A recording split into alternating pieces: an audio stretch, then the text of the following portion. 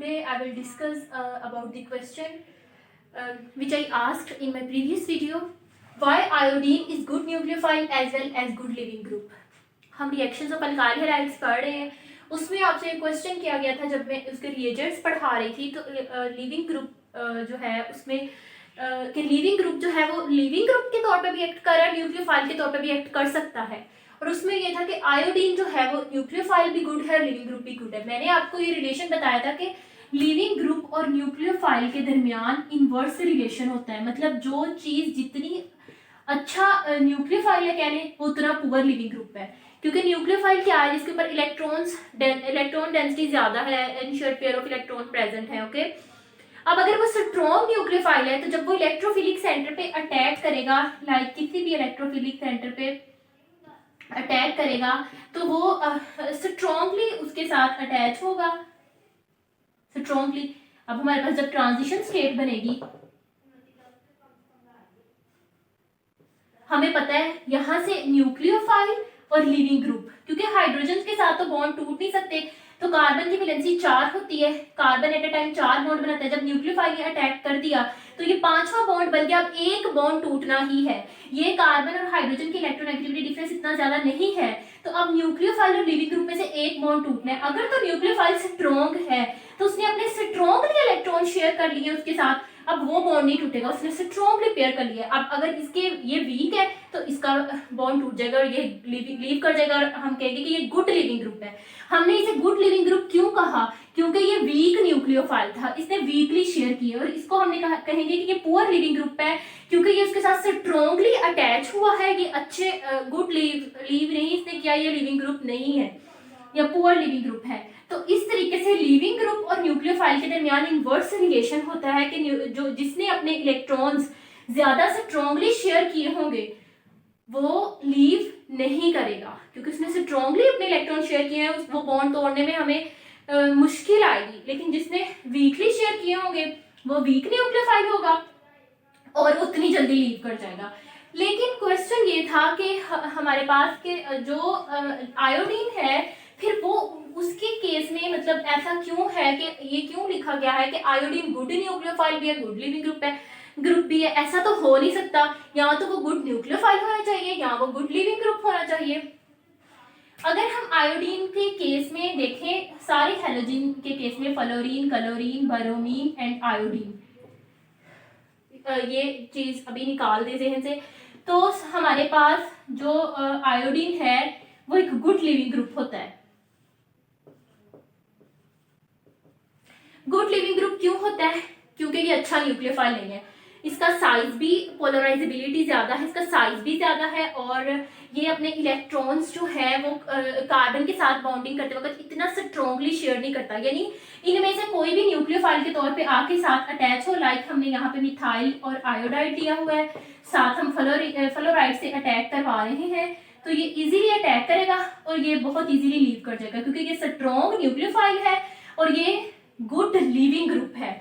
तो iodine weak nucleophile होता है, वीक न्यूक्लियोफाइल होता है, गुड लिविंग ग्रुप होता है. क्यों? क्योंकि इसका साइज लार्ज है, डिस्टोर्शन ज्यादा होती है, पोलराइजेबिलिटी ज्यादा होती है. जिसका साइज लार्ज होगा, लाइक यहाँ पर हम कहें कि आयोडीन का साइज बड़ा है, तो यहाँ पे कार्बन के साथ बॉन्ड बनाते वक्त न्यूक्लियस अट्रैक्शन भी कम हो जाएगी और कार्बन के साथ वो जो बॉन्ड बनाएगा वो भी वीकली इसने शेयर किया होगा. वीकली शेयर किया होगा तो वो बॉन्ड जल्दी टूट जाएगा, आयोडीन का जल्दी टूट जाएगा, तो एज अ रिजल्ट वो गुड लिविंग ग्रुप कहलाएगा. तो अल्काइल हैलाइड्स में से सबसे ज्यादा जो अल्काइल के रिएक्शन है वो अल्काइल आयोडाइड के साथ इजीली हो जाते हैं, क्योंकि वो गुड लिविंग ग्रुप है. ओके, ये तो हो गई जेन्युइन रीजन. तो अच्छा, अगर ये गुड लिविंग ग्रुप है तो फिर गुड न्यूक्लियोफाइल कैसे है? गुड न्यूक्लियोफाइल तो इसे नहीं होना चाहिए, क्योंकि जैसे ही ये अटैक करेगा तो जो भी साथ से पिशी अटैच है उसमें क्लोरीन, फ्लोरीन, ब्रोमीन या कुछ भी जो इससे अच्छा न्यूक्लियोफाइल होगा तो उसका बॉन्ड नहीं टूटेगा, इसका तो बॉन्ड दोबारा से टूट जाएगा. तो ये अच्छा न्यूक्लियोफाइल कहते कहलाया. इसको स्टडी करने के लिए, अंडरस्टैंड करने के लिए सबसे पहले हमें पता होना चाहिए कि दो तरह के सॉल्वेंट्स होते हैं. हमने कहा था कि हम सॉल्वेंट्स भी यूज करते हैं न्यूक्लियोफिलिक सब्स्टिट्यूशन रिएक्शंस में. पोलर सॉल्वेंट जो सबसे पहले हैलाइड को रिमूव करवाएगा, जैसे हमने SN1 के मैकेनिज्म में पढ़ा, और हैलाइड को रिमूव करेगा, फिर कार्बोकेटाइन फॉर्मेशन होगी. तो सॉल्वेंट्स दो तरह के होते हैं, aprotic and protic. Aprotic polar solvents वो वाले होते हैं जो प्रोटॉन डोनेट नहीं करते।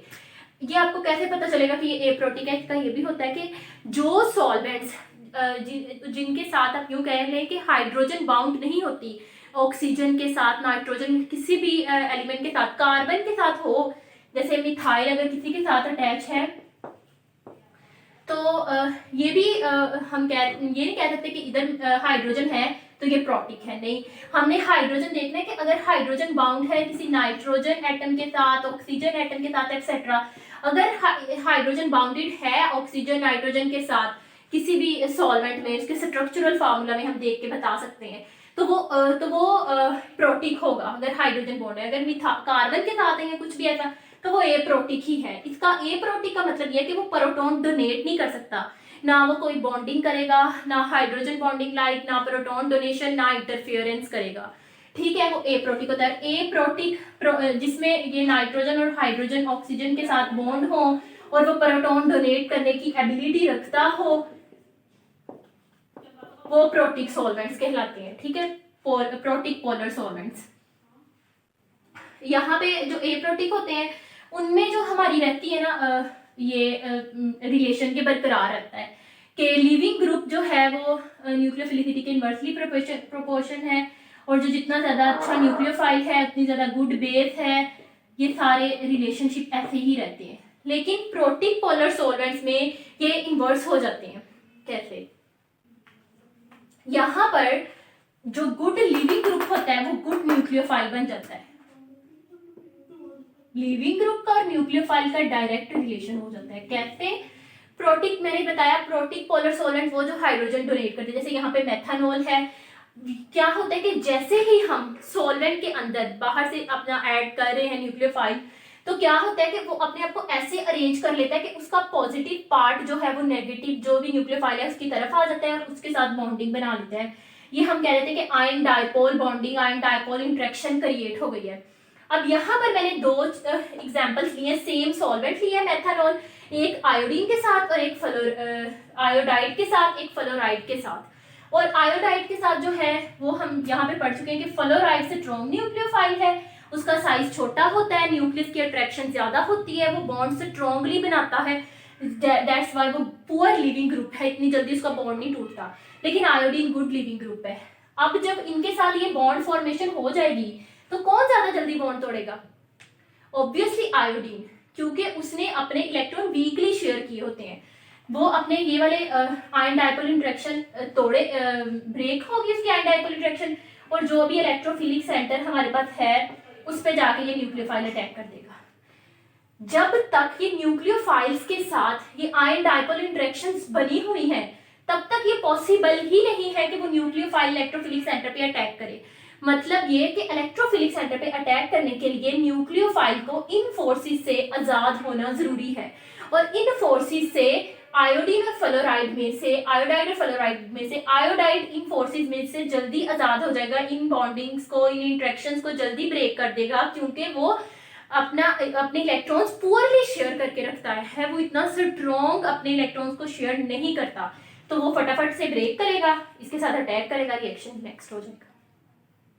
फ्लोराइड के केस में चूंकि वो बहुत स्ट्रॉन्ग है, उसका साइज भी थोड़ा है, न्यूक्लियस अट्रैक्शन ज्यादा होती है, स्ट्रॉन्गली उसने बॉन्ड बनाया होता है, दैट्स वाई उसको ये फोर्सेस ब्रेक करने में थोड़ी डिफिकल्टी, प्रॉब्लम फेस करनी पड़ती है। इसलिए वो यहाँ पर प्रोटिक पोलर सॉल्वेंट्स में एक अच्छा न्यूक्लियोफाइल साबित नहीं हो पाता।